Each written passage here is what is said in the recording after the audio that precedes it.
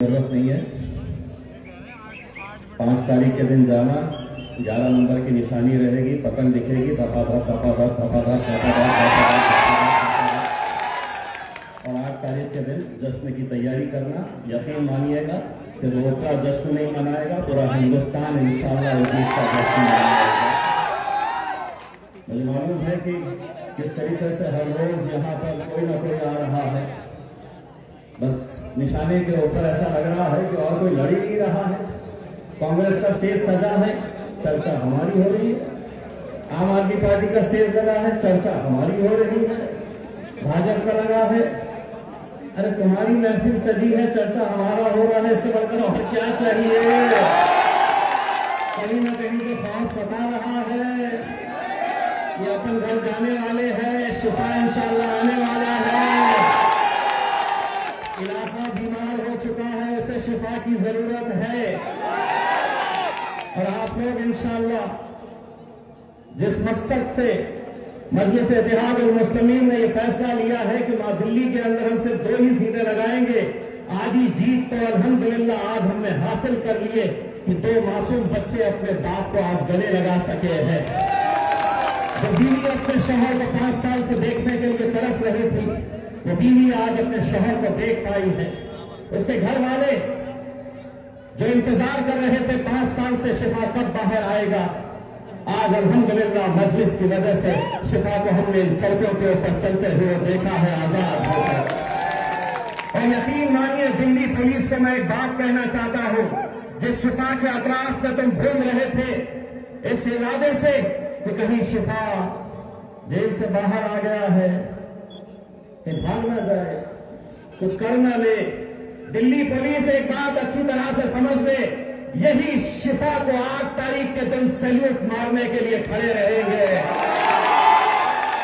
जिस जेल से शिफा बाहर निकला है, वही जेल से इंशाअल्लाह 8 तारीख के दिन शिफा एक एमएलए बनकर बाहर निकलने वाला है। पूरे हिंदुस्तान के अंदर मेरे नौजवानों, तुम्हें ये पैगाम देना है, बहुत हो चुका है। 76 सालों तक ऐरे खैरों के पीछे दौड़ते रहे। तुम्हारा नेता कभी राहुल गांधी को बनाए, कभी अरविंद केजरीवाल को बनाए, कभी लालू को बनाए, कभी मुलायम को बनाए। अब मौका आया है, तुम्हारा अपना भाई इंशाअल्लाह तुम्हारा नेता बनकर बाहर निकलेगा। मैं असद साहब को कल एक बात कह रहा था कि असद भाई, इतने शहरों में हम घूमते हैं, लेकिन दिल्ली की ओखला के अंदर जाने के बाद वो बात सही साबित होती है कि एक शहर के अंदर 2 शहर कैसे बसते हैं। एक वो शहर जहां पर वो रहते हैं, एक वो शहर जहां पर हम रहते हैं। क्या वजह है कि 76 सालों के अंदर हम आज भी अगर इलेक्शन लड़ रहे हैं तो किन मुद्दों के ऊपर? तो हमें पानी चाहिए, वाह, किन मुद्दों के लिए? कि हमारी गलियां साफ होनी चाहिए, कचरा नहीं दिखना चाहिए, छोटी छोटी गलियां हैं उसमें अच्छा सड़क चाहिए। 76 सालों से ये आवाम इन्हीं मुद्दों के ऊपर लड़ रही है। हर 5 साल के बाद वो आएंगे, आपको वादा करेंगे, खस्में खाएंगे, अपना मैनिफेस्टो दिखाएंगे। क्या वजह है मेरे भाइयों? एक बात बताओ, थोड़ी तकलीफ होगी, हमें कभी कोई गैरों ने नहीं लूटा है। हमें अगर किसी ने बर्बाद किया है तो हमारे अपनों ने ही किया है। ये एक सच्चाई है। मैं उन तमाम मुसलमान लीडर जो आप आज आम आदमी पार्टी के स्टेज के ऊपर नजर आ रहे हैं, जो कांग्रेस के स्टेज के ऊपर नजर आ रहे हैं, 2 सीटें, महज 2 सीटों के लिए इतना बड़ा बवाल। अरे 68 सीटें हमने छोड़ी है, जिसको हुकूमत बनाना है बना ले, लेकिन 2 सीटें हक की है, ईमानदारी की है, इंसाफ की है, सच्चाई की है।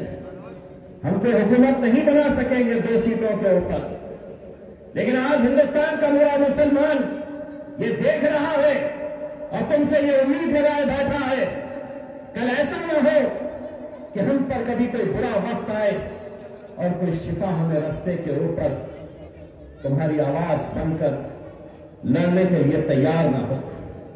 ये एक इम्तिहान है और इस इम्तिहान के अंदर तुम्हें सिर्फ अपने आप को कामयाब नहीं करना है बल्कि हिंदुस्तान के मुसलमानों को कामयाब करना है। कैसे दौर से हम गुजर रहे हैं, भाजपा का डर बार बार दिखाया जाता है।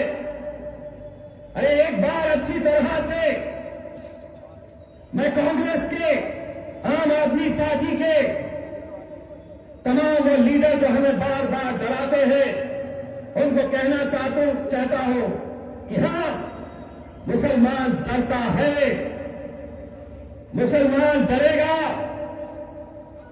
लेकिन डरेगा तो सिर्फ अपने रब से डरेगा। कोई नरेंद्र मोदी, कोई अमित शाह, कोई अरविंद केजरीवाल, किसी के बाप से हम डरने वाली जमात नहीं है। ये गए जमाने जब तुम डराया करते थे, मुझसे कहते हो कि आपने दिल्ली के अंदर दंगाइयों को टिकट दिया है, धमकी भरे फोन आते हैं।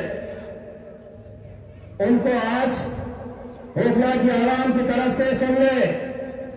वो दौर गए गांधी जी के, जब तुम एक थप्पड़ मारते थे तो दूसरा गाल देते थे। अब तुम हाथ उठाने की भी कोशिश करेंगे तो दूसरा हाथ तुम्हारे दूसरे हाथ में थमा देंगे। जो भाषा तुमको समझ में आती है उसी भाषा के अंदर जवाब देंगे। हम कोई खामोशी से सुनने वाले नहीं है। कभी कोई उठ रहा है, ए मुसलमानों कटोरा उठाओ और पाकिस्तान चले जाओ, तो मैंने जवाब दिया, ए टखले सुन, ये मुल्क तेरे बाप की जागीर नहीं है। और अगर दिल्ली की सड़क पे बोल सकता हूं तो आज जब उत्तर प्रदेश में आ रहा हूं, बोल कहां पे बोलना है। जो आ रहा डरा रहा खिलौने हैं हम, क्या समझे? क्या ये मौन के बने हुए हैं? ये मुल्क के ऊपर जितना तुम्हारा इख्तियार है उतना हमारा भी इख्तियार है। सभी का खून शामिल है यहाँ की मिट्टी में, ये मुल्क तुम्हारे।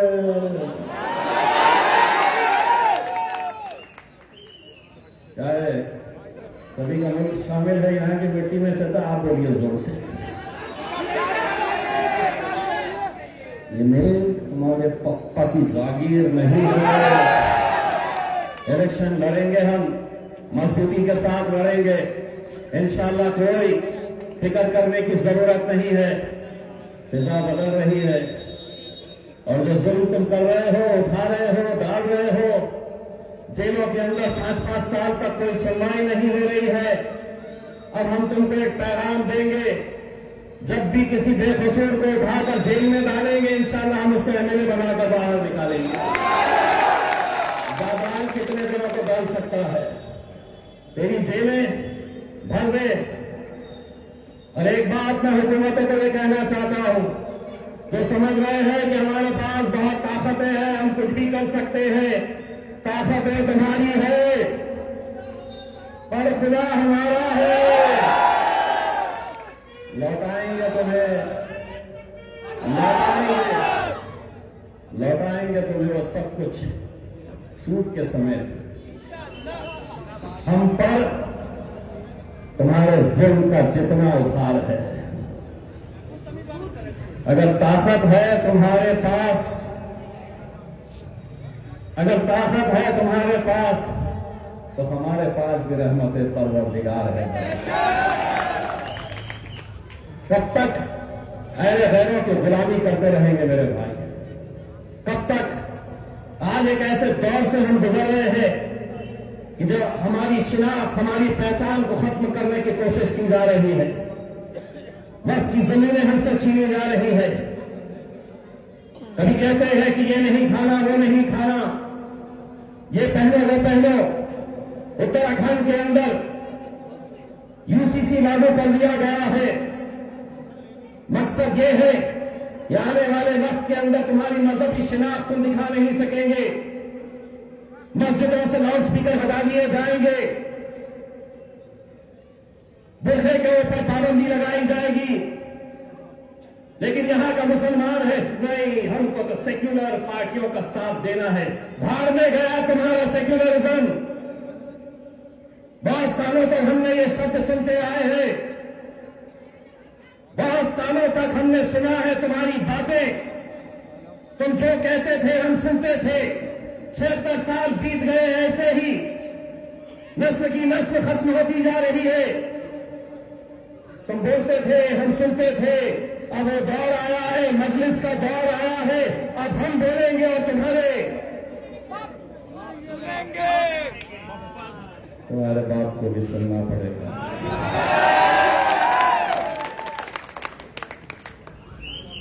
ये मीडिया वाले इंतजार करते रहते हैं, क्या बोला, केस बनता क्या, इंतजार में रहते हैं कि चलो इम्तियाज जलील को भी कोई केस में लपेटा जाए। तो सुनो, करो रिकॉर्ड, जितना बोलना है हम बोल लेते हैं, हमारे हाथ में हम जाते हैं। ये जमात, ये नौजवान लड़के, ये मजलिस की ताकत है मेरे भाई। वरना आज भी एक ऐसी नस्ल है जो हमको वही सेक्युलरिज्म का पाठ पढ़ाते जाती है, जो समझती है कि हमारा नेता सिर्फ असदुद्दीन अवैसी हो सकता है, हमारा नेता कभी राहुल गांधी हो सकता है, कभी ये हो सकता है, कभी वो हो सकता है। ये मौका है मेरे भाई, शिफा के उन बच्चों के लिए आपको सोचना है। 5 तारीख के दिन जब वोट डालने के लिए जाएंगे, आपको 11 नंबर की निशानी याद रखनी है, पतन के ऊपर देखना है, और अगर आंख बंद करके भी अगर आप वोट डालने के लिए चले जाएंगे, ईवीएम मशीन रहेगी, उसके ऊपर गिनना 1 2 3 4 5 6 7 8 9 10 और 11 पे कैसी मोहर लगाना है?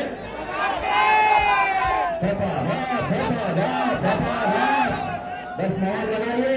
8 तारीख के दिन इंशाअल्लाह असदुद्दीन अवैसी साहब को भी लेकर आएंगे, और उस जश्न के अंदर मैं वादा करता हूं आपको, उस जश्न के अंदर अकबर को भी लाया जाएगा इंशाअल्लाह।